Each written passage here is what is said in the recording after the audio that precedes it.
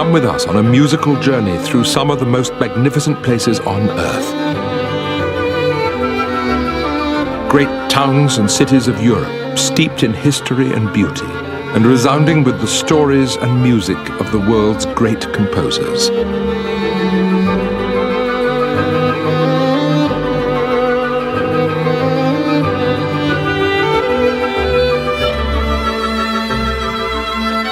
Mozart, Bach, Beethoven, Grieg, Vivaldi, Tchaikovsky.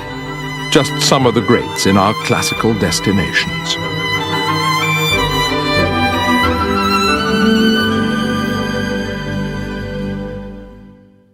Hello, I'm Simon Callow, inviting you on a journey that leads through the lives and times of the great classical composers. We'll find out about the world that they knew and how it affected the wonderful music that they wrote. But first, Matt and Nikki in today's destination, Leipzig.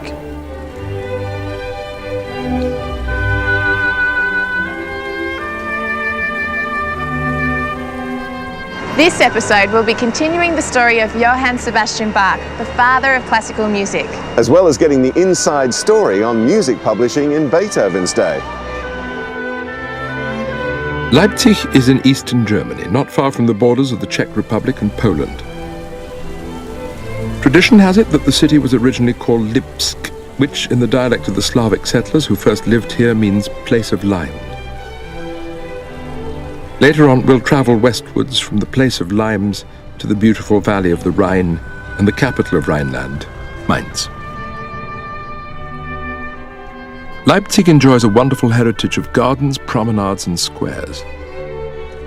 Much of the architecture dates from the 12th and 13th centuries, and there are plenty of examples of Renaissance architecture as well. After Bach left Weimar, he moved north to Cöthen, assuming the post of musical director in the Duke's court. Bach described his 6 years at Cöthen as the happiest of his life. In 1723, his time was cut short at Cöthen when the Duke's money was needed to support the Prussian military. But Bach was fortunate enough to secure a post here at St. Thomas's Church in Leipzig. He was to be Kapellmeister, a role which, in effect, made him the music director of the whole city. St. Thomas's Church, or Thomaskirche, was founded in the year 1212. Originally built in a Romanesque style, it underwent a neo-Gothic transformation in the 19th century. Martin Luther preached here during the Reformation.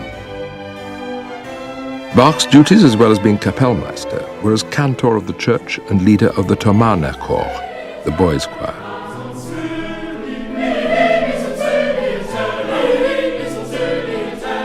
The choir can still be heard singing cantatas or motets in St. Thomas's every Friday night or Saturday afternoon.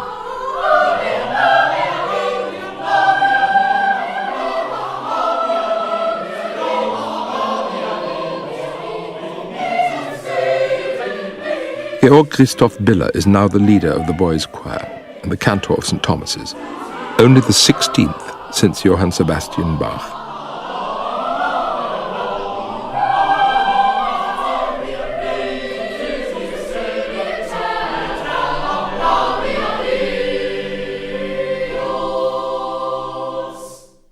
Across the square from St. Thomas's is the Bach Archive, and if you want to study Bach, this is the place to come. The resources in the archive include a library with the most comprehensive Bach collection in the world, including original Bach manuscripts, and a museum focusing on Bach's life and work here in Leipzig. The Bach Archive also organizes events, including the annual Leipzig Bach Festival. Christoph Wolf is the archive's events director and has studied Bach's life here in Leipzig. He is a very special composer. I'm a music historian, so he's not the only composer I'm interested in.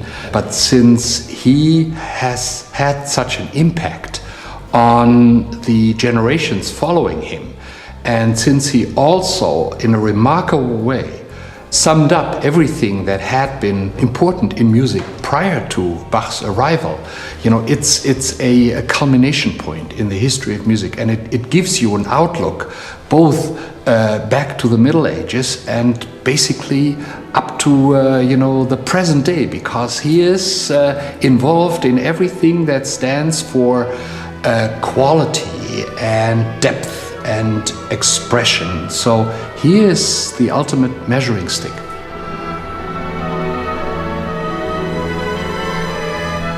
Today we rightly judge the St. Matthew Passion of Bach to be one of the summits not just of choral music or of the music of the period or even of music, but of all Western art.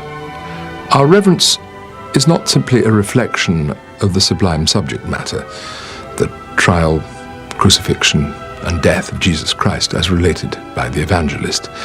It's in the organization and development by Bach of his material, in a complex and mighty architectural span which encompasses first the narration and dramatization of the great story, second the response of the congregation to it, and thirdly the healing balm of the great chorales. Bach generates a movement within it of ever-increasing and cumulative power. It's great music, it's great drama, great feeling. The work is simply monumental. But we shouldn't imagine that the world came to that conclusion straight away. There were only 3 performances in Bach's lifetime. Then it vanished into posterity's equivalent of the bottom drawer. Along with much of the rest of Bach's music, he wrote, we think, as many as 5 passions, but only 2 of them have survived. Posterity, you see, simply wasn't on the agenda in those days. There were no recordings, no radio stations. Music served its purpose, had its day, then effectively vanished. In the case of the St. Matthew Passion, vanished for nearly a century. It took a young man from a Jewish family to rediscover it and revive the interest in Bach's music with a performance of the St. Matthew Passion nearly 80 years after he died. Mendelssohn was the young man's name. We'll hear more about him later.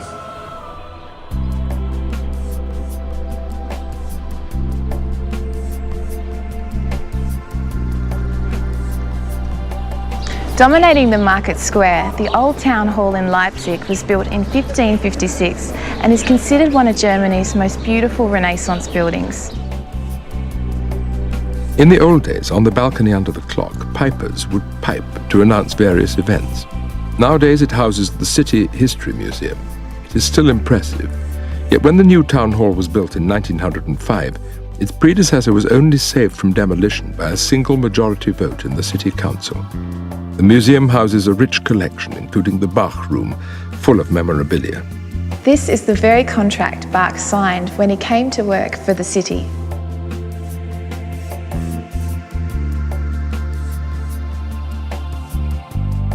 The St. Nicholas Church, founded in 1165, was situated on the intersection of important trade routes from the 4 main points of the compass. This determined the church's dedication to Nicholas, the medieval patron saint of merchants and wholesalers. Since 1982, the members of this ancient church have held regular Monday night peace prayer meetings. In October 1989, these meetings were the spearhead of peaceful mass demonstrations, a vital part of the movement towards German reunification. Bach was responsible for the direction of music in St. Nicholas's, in fact for all 4 churches in Leipzig at the time. His day-to-day workload was enormous. Well, it was a very tight week as far as we can tell. So he performed a cantata on Sunday in 2 churches, in the morning in St. Thomas and in the afternoon at St. Nicholas's, and vice versa the next Sunday. And he, as far as we can tell, probably started working on next Sunday's cantata on Sunday afternoon. On Monday and Tuesday he was hard at work composing the piece for the next Sunday, and he generally started with the more difficult movements in order to have some rehearsal time towards the end of the week. Then his students had to copy out the performing parts, so the choir parts and the orchestra parts had to be copied out. So usually they were not done with this until Thursday or even Friday, which meant that the more difficult, challenging parts could be rehearsed for by the soloists, maybe on Friday afternoon, Friday evening. Saturday was available, but then the premiere performance had to take place on Sunday. So the week was cut out for the composer and everyone else. But somehow he also turned out an almost unimaginable number of compositions, 4 passion settings, a number of oratorios, nearly 300 sacred cantatas, his collection The Art of Fugue, and the Mass in B minor. This was the Protestant work ethic at its most remarkable. Bach died in 1750 and was buried in an unmarked grave here in Old St. John's Cemetery in Leipzig. When Mendelssohn came to Leipzig nearly 80 years later, he was appalled that his hero had nothing by way of a memorial. At his instigation, a statue was installed in 1843. The monument that now stands outside the St. Thomas's South Portal by sculptor Karl Zeffner was unveiled in 1908. Bach stands nearly 2.5 meters tall. In 1950, Bach's remains were found and interred here in the chancel of St. Thomas, where Bach was cantor for 27 years.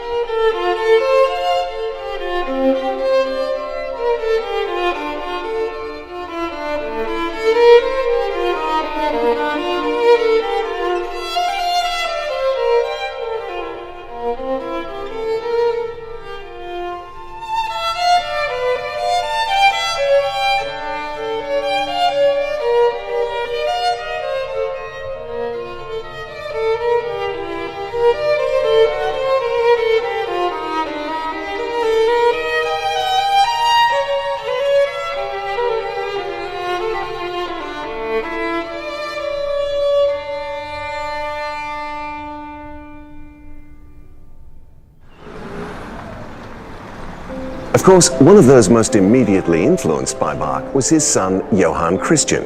And tonight at the Leipzig Opera House, we're privileged to see his opera, Themistocles, one of the featured performances in this year's Bach Festival.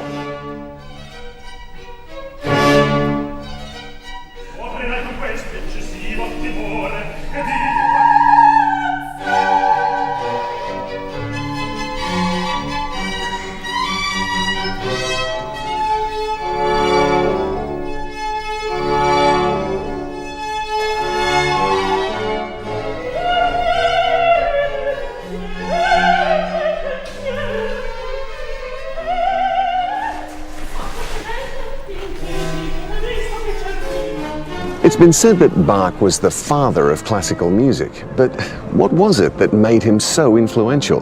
Well, a large part of that answer lies in a collection of musical works which he began in Köthen, but finished here in Leipzig. The Well-Tempered Clavier is a 2-volume set of preludes and fugues for each of the 12 major and minor keys. They demonstrated the possibility of using all the keys, with the novel new tempered tuning of the clavier. But it would seem that Bach's main intention with these volumes was to teach. And that is exactly what he achieved. The Well-Tempered Clavier has become known as the Old Testament of classical piano music. One of Mozart's pupils, Thomas Attwood, claimed that a copy of the Well-Tempered Clavier was always open on Mozart's piano.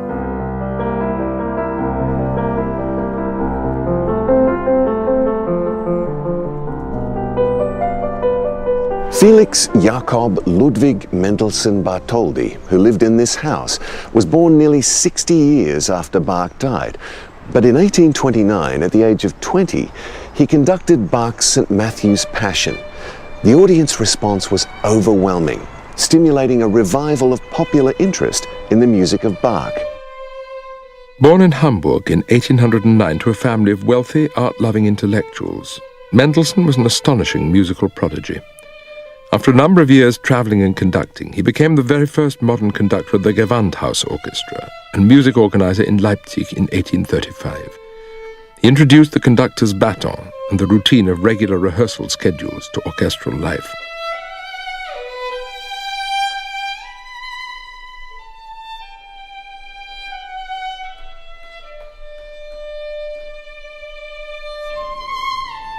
The Gewandhaus is the main concert hall in Leipzig.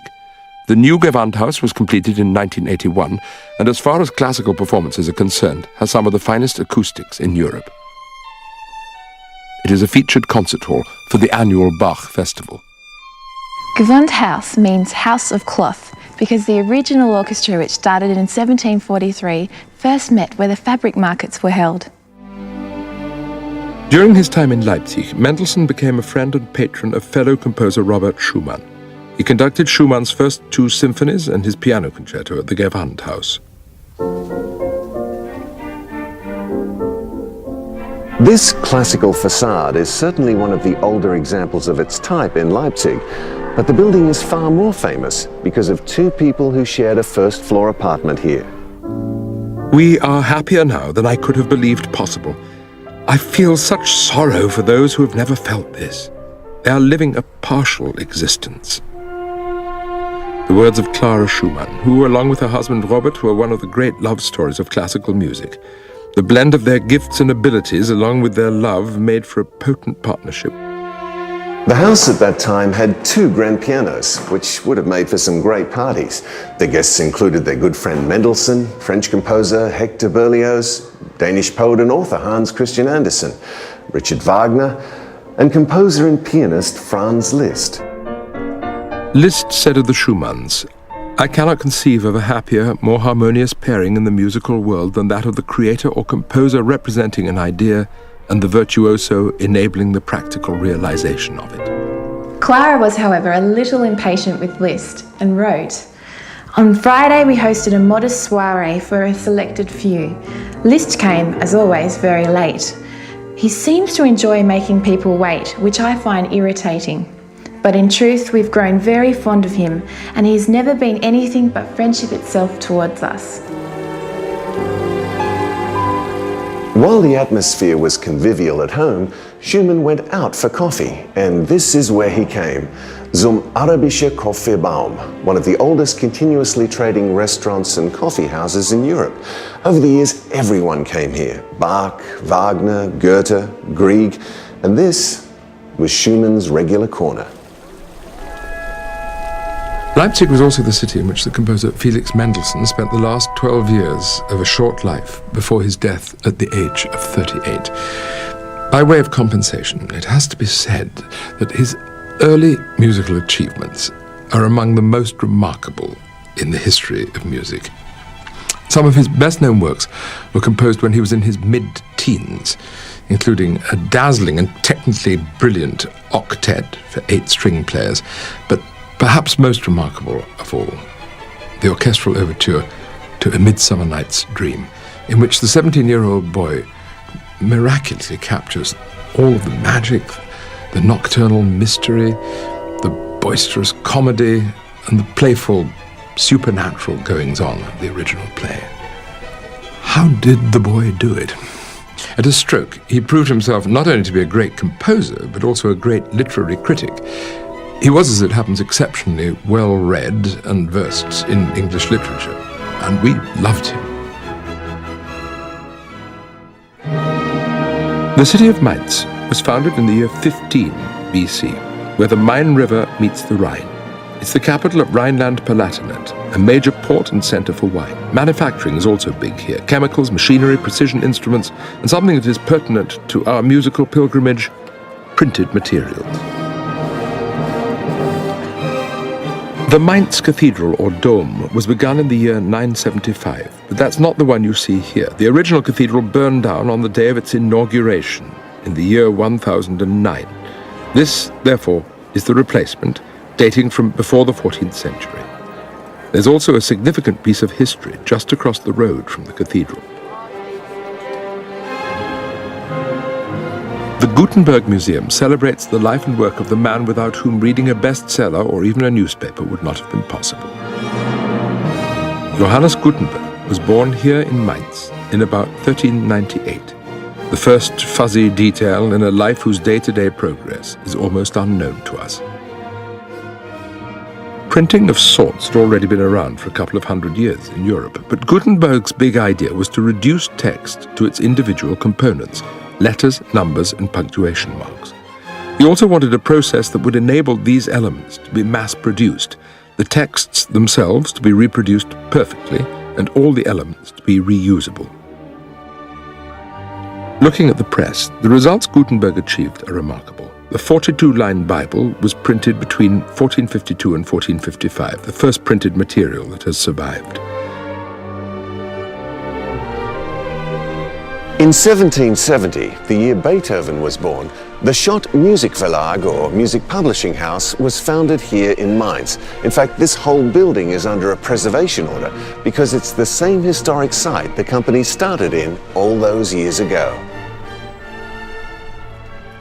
So what's so special about a music publisher? Well, Schott is loaded with history and links to Mozart, Beethoven, Wagner and Rossini, not to mention modern composers such as Schoenberg and Stravinsky. This room is called Wagnersaal, or Wagner's Hall, after another famous Schott composer, Richard Wagner. In this room, Wagner read the libretto of his new opera, The Master Singers of Nuremberg, to the publisher and several other employees. It's also where he signed the publishing contract for his famous Ring cycle. Dr. Christiane Krautscheid is an executive at Schott Musikverlag. Wagner always had very nice ideas of how to get even more and more money. One summer he was living in the house of the Schott family on the other side of the Rhine. He was working there. Every evening he ferried across the river, and one morning he came back to Franz Schott, that is the grandson of the founder Bernhard Schott, and told him, "Well, I'm sorry, but the money you gave me is gone." Franz Schott asked him, "Well, where is it? What have you been doing?" And Wagner answered, "Well, the gold coins have fallen into the Rhine when I was crossing it."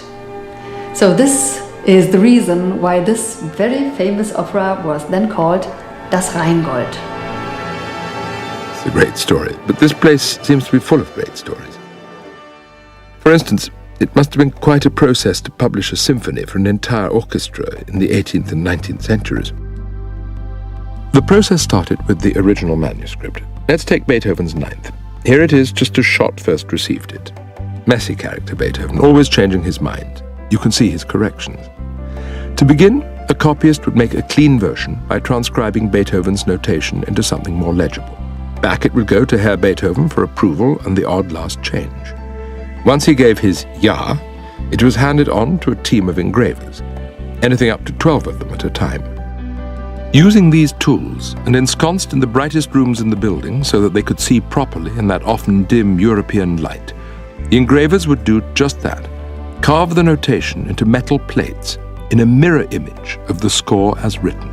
A mistake, or even a slip, and the plate would have to be thrown away to start again. Slow and painstaking, this process, sometimes days for a single page. Now, imagine a Wagner opera, for which over 20,000 pages were required for full score and orchestra parts. You know, sometimes it's a relief to be alive in the present day. Schott's success and the city of Mainz are closely linked. Without the rich musical and artistic heritage encouraged by the Dukes of Mainz, Schott's quick rise to the top would have been unthinkable. Although the dukes in various regions could at times be obstinate and downright obstructive, there were many who actively encouraged music and the arts. That's the end of today's journey. Our next classical destination takes us to what is perhaps the very heart of the world of classical music, home to Mozart, Beethoven, Johann Strauss II during the greatest years of their creativity, the beautiful city of Vienna.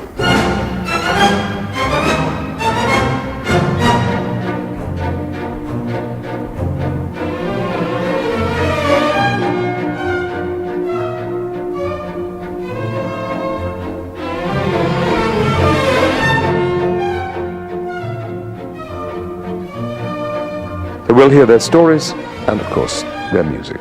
So, it's goodbye from Matt and Nikki and from me, Simon Callow. See you then.